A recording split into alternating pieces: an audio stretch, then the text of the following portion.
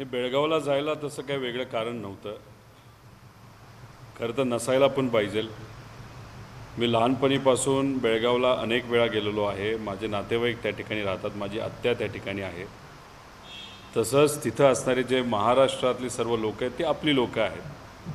त्यामुळे तिथं गेल्यानंतर महाराष्ट्रातच असल्यासारखं त्या ठिकाणी वाटतं आणि आपलं घर असल्यासारखं त्या ठिकाणी वाटतं. आणि तिथे जायला कोणाची परवानगी, कोणाला विचारलं पाहिजे असं माझं तरी मत नाही आहे.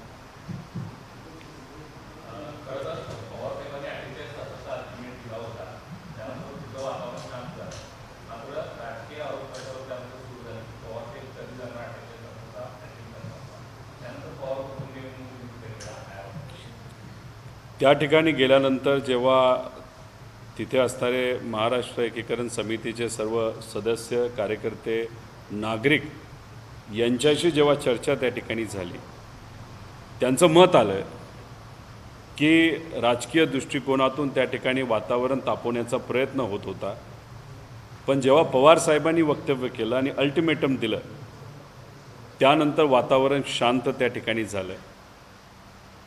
पवारसाहेबांचा संवाद त्या भागामध्ये अनेक वर्षांपासून लाभलेला आहे, हे आपल्या सर्वांना त्या ठिकाणी माहिती आहे. तिथं पवारसाहेबांच्या बाबतीत आदर आहे. आणि जेव्हा पवारसाहेब अल्टिमेटम त्या ठिकाणी देतात, तेव्हा तिथे असणाऱ्या सरकारला कुठंतरी नरमाईची भूमिका त्या ठिकाणी घ्यायला लागली.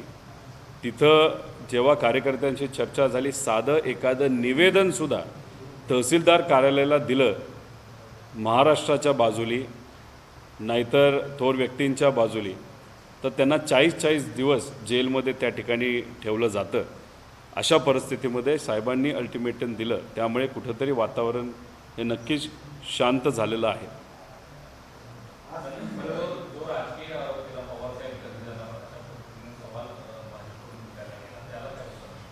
तर बघा, जे लोक विचारतात आणि खास करून तुम्ही पार्टीचं नाव घेतलं भाजपचं, त्यांची ती सत्ता महाराष्ट्रामध्ये आहे. कर्नाटकामध्ये सुद्धा भाजपची सत्ता आहे, केंद्रात सुद्धा भाजपची सत्ता आहे. अशा परिस्थितीमध्ये जेव्हा 3 तारखेला सर्व मंत्री, जे 2-3 मंत्री असतील, ते बेळगावला जाणार असं ठरवलं.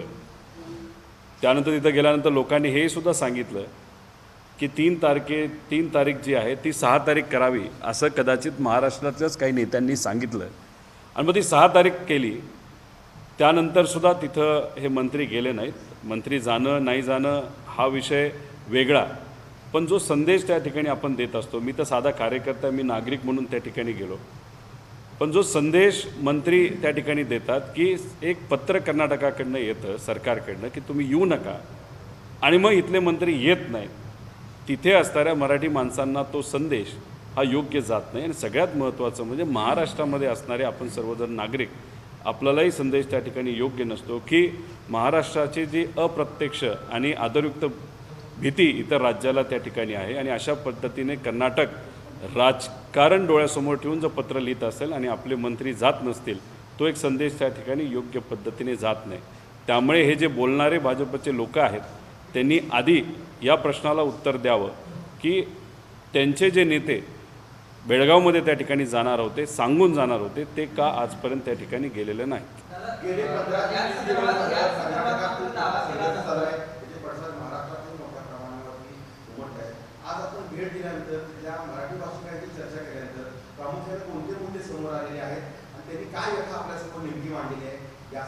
मी ज्या ज्या व्यक्तीला त्या ठिकाणी भेटलो, प्रत्येक व्यक्ती, अनेक लोकांना मी त्या ठिकाणी आलेलो सुद्धा माहीत नव्हतं, अचानक ते भेटले. सगळे माझ्याशी बोलत असताना जय महाराष्ट्र असं त्या ठिकाणी ते म्हणत होते. ते म्हणतात की आजपर्यंत आम्ही ही लढाई का लढली, फक्त लढाईची म्हणून लढली नाही, तर अस्मितेसाठी लढाई लढली. आणि लढाई लढत असताना आदरणीय पवारसाहेब असतील, भुजबळ साहेब असतील, त्याच्याचबरोबर ND पाटील साहेब असतील, अनेक लोकांनी या लढ्यामध्ये त्या ठिकाणी त्यांना सहकार्य केलं. कदाचित हा मुद्दा आधी फार शेवटच्या लेवलला त्या ठिकाणी तो आला होता, पण तो सुटला नाही. पण त्या लोकांचं हेच म्हणणं आहे की ही अस्मिताची लढाई जी आहे ही आम्हाला लढायची आणि आम्ही लढत राहणार. आणि महाराष्ट्राकडनं सुद्धा तिथे असणारे नागरिक, तिथे असणाऱ्या नेत्यांचं सुद्धा जसं पूर्वी त्या ठिकाणी आम्हाला सहकार्य असायचं तसंच या ठिकाणी असावं. कारण का मराठी भाषा ही आम्हाला आवडते. मराठी भाषा जेव्हा आम्हाला शिकायची असते तीसुद्धा त्या ठिकाणी शिकवली जात नाहीत. त्याच्याचबरोबर जेव्हा आम्हाला एखादं निवेदन द्यायचं असतं, छत्रपती शिवाजी महाराजांचा अवमान बँगलोरला जेव्हा झाला तेव्हा एक साधं निदर्शन त्या ठिकाणी करायला आम्ही जेव्हा गेलो तेव्हा 45 दिवस आमच्यातल्या अनेक सामाजिक कार्यकर्त्यांना जेलमध्ये ठेवलं. हे जे वातावरण आहे ते आमच्या अस्मितेच्या विरोधात आहे. आम्ही हा लढा अस्मितेसाठी लढतो आहे, स्वाभिमानासाठी लढतो आहे आणि यासाठी महाराष्ट्राचे नागरिक म्हणून आपण सर्वजण आमच्याबरोबर ज्या पद्धतीने आहात तसंच पुढे राहावं अशी विनंती त्या ठिकाणी सर्वांनी केली. तीन तारखेचा दौरा तो 6 तारखेला केला. मंत्र्यांकडून दावा केला जातो की 6 तारखेला महापरिनिर्वाण दिन होतं, त्यामुळे त्या दिवशी तुम्ही असं आम्हाला कर्नाटककडून सांगण्यात आलं. मात्र तुम्ही आता दावा करताय की महाराष्ट्रातील मंत्र्यांकडूनच 3 ची 6 तारीख केली गेली. ही जी गोष्ट आहे तिथे असणाऱ्या नागरिकांकडनं ही गोष्ट मला त्या ठिकाणी कळली. तिथे जे नागरिक मला भेटले ते एका पार्टीच्या विचाराचे नव्हते, ते महाराष्ट्राच्या विचाराचे होते. तिथे असणाऱ्या महाराष्ट्रातल्या लोकांच्या मनामध्ये जी खंत होती आणि त्यांची जी माहिती होती 3 तारीख आणि 6 तारखेची, ती माहिती आपल्या सर्वांना या ठिकाणी जसं मला नागरिकांनी सांगितलं तसं इथं मी या ठिकाणी सांगत आहे. शरद पवार साहेबांना पुन्हा एकदा धमकीचा फोन आहे, सुरुवाती आलेला आहे, त्या अनुषंगाने पुन्हा देखील दाखल झालेला आहे. तुम्ही काय सांगता, मी याच्या आधी देखील धमकीचा फोन आला होता? एकतर पवारसाहेब हे मोठे नेते आहेत आणि ते फक्त महाराष्ट्रातले नाहीत तर देशातले मोठे नेते आहेत. काळजी ही आपल्या सर्वांना त्या ठिकाणी घ्यावीच लागेल. पण अनेक असे फोन, अनेक असे पत्र, अनेक धमक्या त्या ठिकाणी साहेबांना याच्या आधीसुद्धा मिळालेल्या आहेत. पण साहेब ज्या पद्धतीने त्या ठिकाणी काम करतात आणि सामान्य व्यक्तींना केंद्रबिंदू ठेवून काम करतात आणि आज जे स्वाभिमानासाठी त्या ठिकाणी ते लढत आहेत, महाराष्ट्राच्या जे काही आज वातावरण आपण महाराष्ट्रात बघितलं, अतिशय खालच्या पातळीवरचं राजकारण त्या ठिकाणी बघतोय. एक असा विचार, जो विचार आपण सर्वांनी मिळून ज्या थोर व्यक्तींच्या विचाराला आत्मसात केलेल्या त्या पद्धतीने आपण वागतोय, त्या विचाराच्या विरोधात एक विचार त्या ठिकाणी काम करतोय आणि त्या विचाराला दाबण्यासाठी पवारसाहेबांनी आजपर्यंत काम केलं आहे. आणि आजसुद्धा जर आपण बघितलं तर ओपनली हे अनेक नेते या थोर व्यक्तींच्या विरोधात, तसंच महाराष्ट्रातल्या बाहेरच्या राज्यातले नेते हे आपल्या राज्याच्या विरोधात जेव्हा बोलतात तेव्हा आपल्या राज्यातले अनेक सत्तेत असणारे नेते हे शांत बसतात. हे साहेबांना त्या ठिकाणी आवडत नाही, पटणारी नाही. त्यामुळे साहेब हे लढत राहणार. पण अशा ज्या काही धमक्या त्या ठिकाणी येतात त्याच्या बाबतीतली काळजी सगळ्यांनीच घेतली पाहिजे. आम्हीसुद्धा कार्यकर्ते म्हणून त्या बाबतीतली काळजी त्या ठिकाणी नक्कीच घेऊ. पुण्यामध्ये आज वंशा नेते ज्या पद्धतीने महाराष्ट्रातील महापुरुषांचा अवमान केला जातो, आज तुम्ही बंद ठेवलेला आहे, याच्याकडे कसं बघताय? कारण हे थांबण्याचं तर नाव घेत नाही आपण. कसं थांबणार? जर छत्रपती शिवाजी महाराजांच्या विरोधात, डॉक्टर बाबासाहेब आंबेडकरांच्या विरोधात, महात्मा फुलेंच्या विरोधात, क्रांतिज्योती सावित्रीबाईंच्या विरोधात, तसंच कर्मवीरांच्या विरोधात जर या ठिकाणी नेते बोलत असतील, ते सुद्धा एकदा नाही दोनदा बोलत असतील, तेव्हा महाराष्ट्राची जनता का शांत बसणार? तिथं सर्व लोक एकत्रित आलेत आणि एकत्रित तो मोर्चा त्या ठिकाणी काढलेला आहे. आणि सगळ्यात महत्त्वाचं काय की दुकानदार असतील, छोटे मोठे व्यावसायिक असतील, यांनीसुद्धा त्या मोर्चाला त्या ठिकाणी पाठिंबा दिलेला आहे. शेवटी महाराष्ट्रीयन व्यक्ती म्हणजे आपण मराठी माणसं कशासाठी जगतो तर अस्मिता टिकवण्यासाठी. आपण लहान मुलांना काय सांगतो तर आपली अस्मिता आपण टिकवली पाहिजे. आणि अशा परिस्थितीमध्ये जर मोठे नेते उगाच बोलायचं म्हणून त्या ठिकाणी ते बोलत असतील तर हे लोकांना पटणार नाही आणि लोकांना हे पटत नाहीत.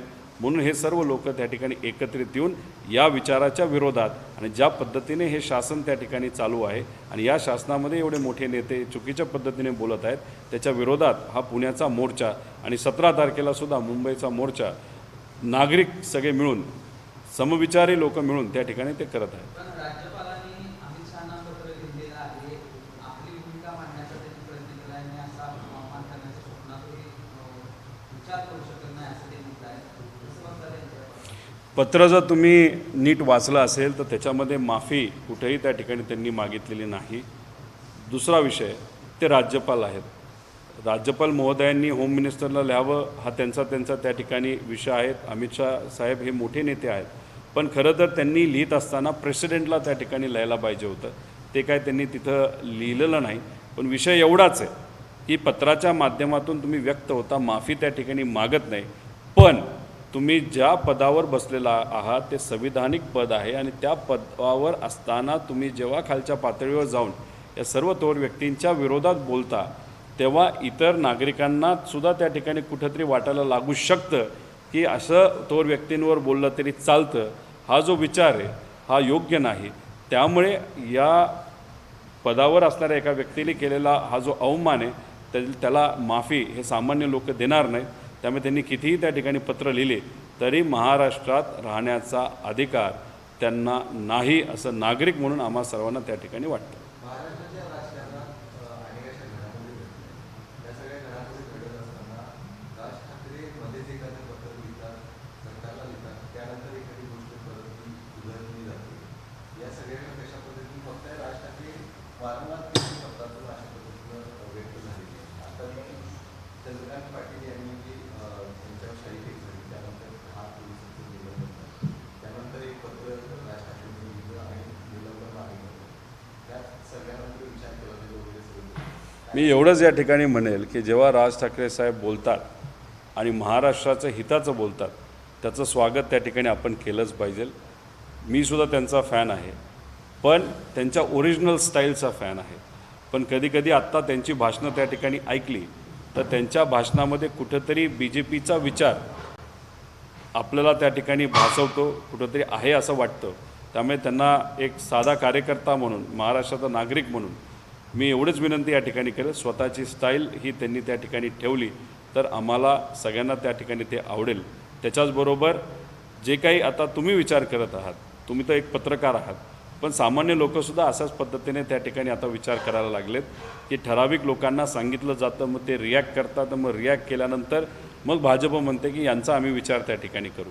मला भाजपला आणि मित्रपक्षाला एवढंच सांगायचं आहे की नेत्याचा विचार करायचा नाही करायचा हा तुमचा प्रश्न आहे, पण सामान्य नागरिकाचा आणि महाराष्ट्राचा अस्मिताचा तरी विचार त्या ठिकाणी तुम्ही करा. आपल्याला कर्नाटकामध्ये भाजप सरकार आलंच पाहिजे असं काही नाही. तर भाजप जर अस्मितेचा विषय पुढे आणून जर त्यांचं राजकीय पोळी त्या ठिकाणी भाजत असेल मग आपण त्याला पाठिंबा का द्यायचा. आज जर महाराष्ट्रातले मोठे मोठे प्रोजेक्ट गुजरातच्या इलेक्शनच्या आधी हे गुजरातला जातात आणि गुजरातमध्ये BJPची सत्ता एकदम मोठ्या संख्येने त्या ठिकाणी येते, पण महाराष्ट्राचं युवकांचं काय आणि थोर व्यक्तींचे विचार ह्या सगळ्या गोष्टींवर विचार करण्याची त्या ठिकाणी जरूरत आहे. राजकारण हे टेम्पररी असतं, विचार हे दीर्घकालीन असतात. आज आपल्याला विचार वाचवण्याची वेळ त्या ठिकाणी आलेली आहे. तर 19 तारखेला हिवाळी अधिवेशन सुरू होते. त्याच दिवशी महाराष्ट्र एकीकरण समितीचा महामेळावा देखील बेळगावमध्ये होतो. जाणार हा त्यातली कारण अनेक नेत्यांना आमंत्रित केले महाविकास आघाडीचं किंवा एकूणच महाराष्ट्रात कसं बघता याकडे जाणार हा कारण इकडे देखील अधिवेशन सुरू होते. एक तर तुम्ही म्हणालात की एकीकरण समितीचा महामेळावा त्या ठिकाणी 19 तारखेला होतो आहे. एक या ठिकाणी मी सांगेल, ज्या दिवशीपासून त्या ठिकाणी विधान परिषद विधानसभा त्या ठिकाणी भरते त्या दिवसापासून ज्या दिवशी पहिला दिवस ते 8 दिवसासाठीच असतं. म्हणजे असंही नाही की 15 दिवस 20 दिवस. जसं नागपूरला आपण एक अख्खं अधिवेशन त्या ठिकाणी चालवतो, इथं 8च दिवस त्या ठिकाणी अधिवेशन असतं. दर अधिवेशनाच्या सुरुवातीला त्या ठिकाणी आंदोलन हे एकीकरण समितीच्या माध्यमातून होत असतं. यावेळेस 19 तारखेला इथं अधिवेशन आहे, पण आमचं अधिवेशन हे नागपूरला त्या ठिकाणी आहे. मी आज त्या ठिकाणी लोकांना जाऊन भेटलो, पण एक नागरिक म्हणून भेटलो. त्यावेळेस कोण जाईल हे आमचे नेते त्या ठिकाणी ठरवतील. पण 19 तारखेला मी आमदार म्हणून जी माझी जबाबदारी आहे, आज महाराष्ट्रामध्ये असणारे जे काही विषय आहेत ते विधानसभेमध्ये महाराष्ट्राच्या त्या ठिकाणी मला मांडायचे आहेत. मतदारसंघ असेल आणि महाराष्ट्र असेल तीसुद्धा माझी जबाबदारी त्या ठिकाणी आहे. आणि इथे आमचे नेते ज्याला कोणाला सांगतील जायला त्या ठिकाणी ते नक्कीच जाऊन आपला मुद्दा, आपला विषय, आपला विचार त्या ठिकाणी मांडतील.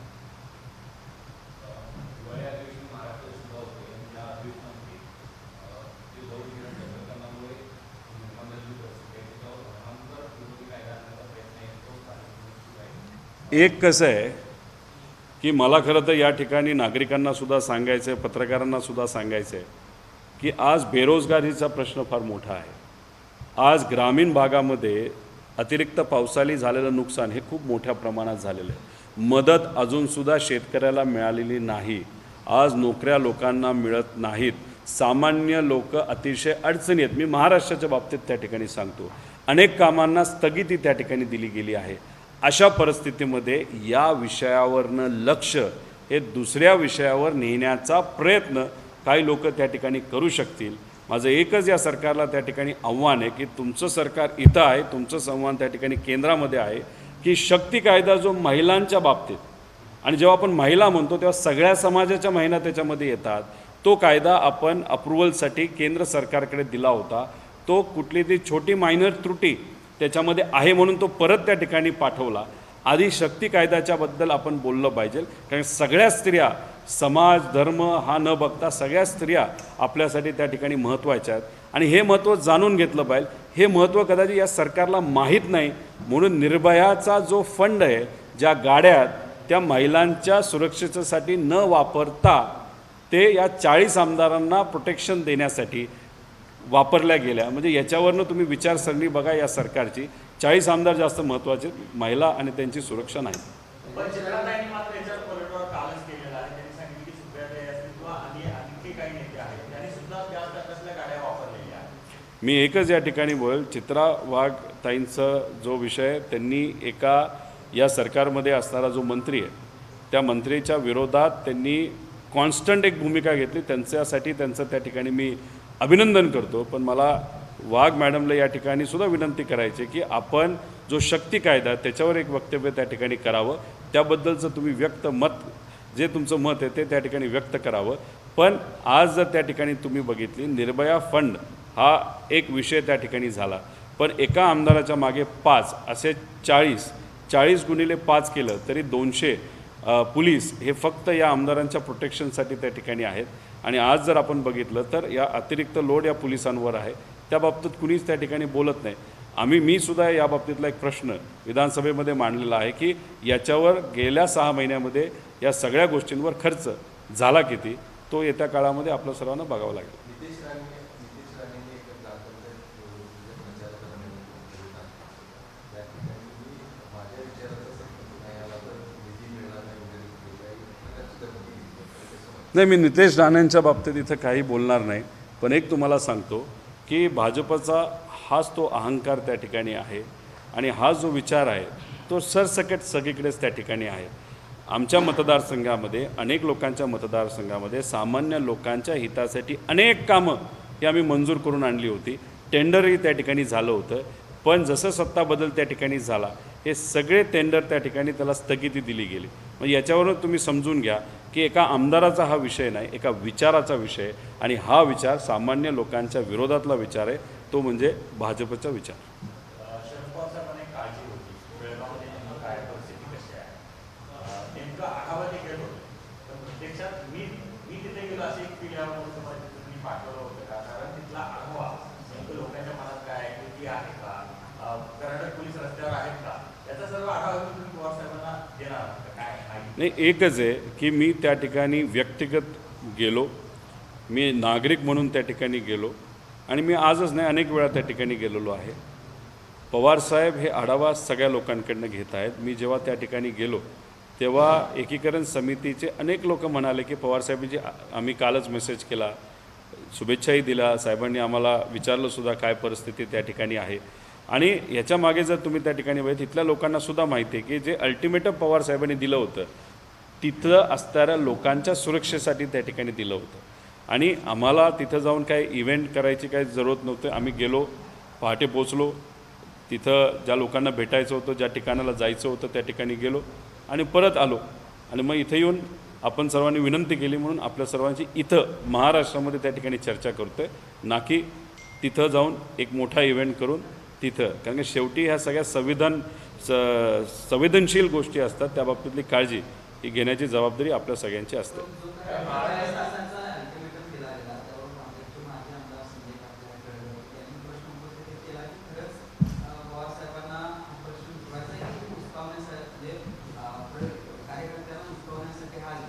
राष्ट्रवादीनेच हा जो प्रश्न आहे तो जास्त चिघळण्याचा आरोप केला.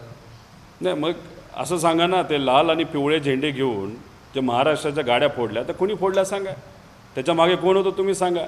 संजय पाटील साहेब हे अजून भाजपमध्ये आहेत का दुसऱ्या पक्षात गेले हे मला त्या ठिकाणी सांगता येणार नाही. पण संजय पाटील साहेबांना जर खऱ्याच अर्थाने मराठी माणसाची अस्मिता त्या ठिकाणी असेल तर आजपर्यंत सगळ्या थोर व्यक्तींच्याबद्दल जेव्हा त्या ठिकाणी बोललं गेलं त्यांनी काय भूमिका घेतली, त्यांच्या पक्षाच्या विरोधात तुम्ही बोललात का, त्याच्याचबरोबर मला अजून त्यांना त्या ठिकाणी विचारायचं आहे की जेव्हा त्या ठिकाणी तुमचे नेते जाऊ शकले असते ते का नाही गेले, हा प्रश्न तुम्ही तुमच्या नेत्याला केला आहे का? त्यामुळे असे लोक मध्ये आधे एखादं ट्विट नाही तर एखादा विषय त्या ठिकाणी घेत असतील ते मी काय जास्त महत्त्व त्यांना द्यावं असं मला वाटत नाही. कारण का याला धाडस लागतं. तुमच्या नेते जर चुकत असतील त्या नेत्याच्या विरोधात बोलायलासुद्धा त्या ठिकाणी धाडस लागतं. आणि जर दिलेला शब्द असेल मराठी माणसांना तोसुद्धा बेळगावमध्ये ती पाळण्याची धमकसुद्धा त्या ठिकाणी तुमच्या नेत्यांकडे असावी, ती कदाचित नाही. पवारसाहेबांनी एक स्टेटमेंट दिलं त्यामुळे तिथे असणाऱ्या लोकांना फायदा हा झाला आहे असं लोक त्या ठिकाणी असणारी आम्हाला सांगतात.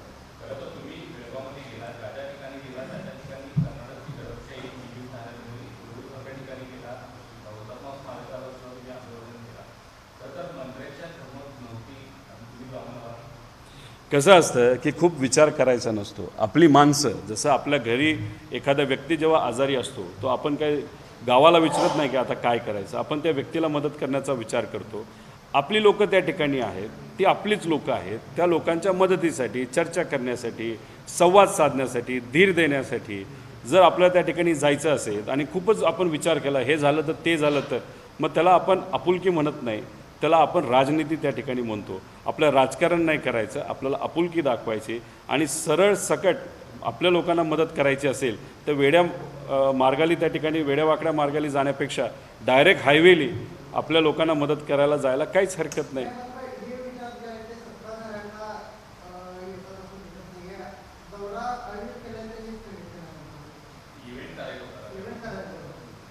असू शकेल, तो त्यांचा त्या ठिकाणी विचार आहे. खरं तर कसं असतं की मंत्री, एखादा आमदार मंत्री जेव्हा होतो तो व्यक्ती राहत नाही, तो राज्य होऊन जातो. आणि राज्याचा मंत्री जेव्हा दुसऱ्या राज्याचा मुख्यमंत्री सांगतो तुम्ही येऊ नका आणि आपला दुसऱ्या राज्याचा मंत्री त्या ठिकाणी जर ऐकत असेल त्यातून एक संदेश जातो की आपलं राज्य न झुकणारं राज्य त्या ठिकाणी झुकलं. आणि हा संदेश तिथं राजकीय फायदा तिथं असणाऱ्या पक्षाला देऊन जातो. त्यामुळे माझं मत असंच आहे की संवाद साधा. माझं एवढंच आहे की त्यांचे CM, आपले CM, DCM यांनी कुठेतरी संवाद त्या ठिकाणी साधायला पाहिजे होता. उलट तुम्ही जर पार्लमेंटमध्ये बघितलं तर आपले 48 त्या ठिकाणी खासदार आहेत. महाविकास आघाडीचे सर्व खासदार जाऊन अमित शहांना भेटतात. पार्लमेंटमध्ये सगळे खासदार बोलतात, बाकीचे 40 का बोलत नाही? शांत बसायचे. अरे महाराष्ट्राच्या अस्मितेचा विषय नाही का? मग अस्मिता ज्या ठिकाणी जागे असते तेव्हा तुम्ही तुमच्या नेत्यांना विचारता आणि गप्प बसता. मग महाराष्ट्र जनतेने तुम्हाला निवडून दिला असेल तर महाराष्ट्राच्या हिताचे विषय मांडा ना, पण मांडत नाही. कदाचित त्यांना परवानगी नसेल. जर महाराष्ट्राच्या बाजूने बोलण्यासाठी तुम्हाला परवानगी घ्यायची असेल तर मग तुम्ही खासदार लोकांसाठी झाला आहात का पार्टीसाठी, हा मुद्दा त्यांनी त्या ठिकाणी बोलून दाखवा.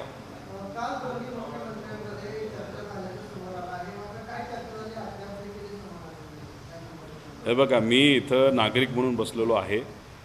ते मोठे नेते आहेत, त्यांच्यात काय चर्चा झाली ही माहीत नाही. मला फक्त या ठिकाणी विनंती अशी करायची आहे की नागरिक म्हणून की कोर्टामध्ये जी केस आहे त्याच्यामध्ये चांगले वकील, म्हणजे आत्ता जे वकील आहेत ते चांगले आहेत, पण अजून चांगले वकील आपल्याला कसे देता येतील, त्यासाठी पाठपुरावा कसा करता येईल आणि कोर्टाच्या माध्यमातून ही केस आपल्याला लढता कशी येईल स्ट्रॉंगली ते आणि विदाऊट कॉम्प्रोमाइज, यासाठी लवकरात लवकर प्रयत्न करून आता ज्या पद्धतीने कोर्टामध्ये आपल्याला तारखा ह्या लोकांच्या हिताचा प्रश्न असेल तर त्या कोर्टाला विनंती करून तारखा लवकर त्या ठिकाणी लावता येतात. तशी ताकद जर महाराष्ट्राच्या सरकारने लावली तर ही केस आपण कोर्टाच्या माध्यमातून जिंकू शकतो असा विश्वास अनेक लोकांना त्या ठिकाणी, त्याच्यामध्ये मी सुद्धा आहे. ABP माझा, उघडा डोळे बघा नीट.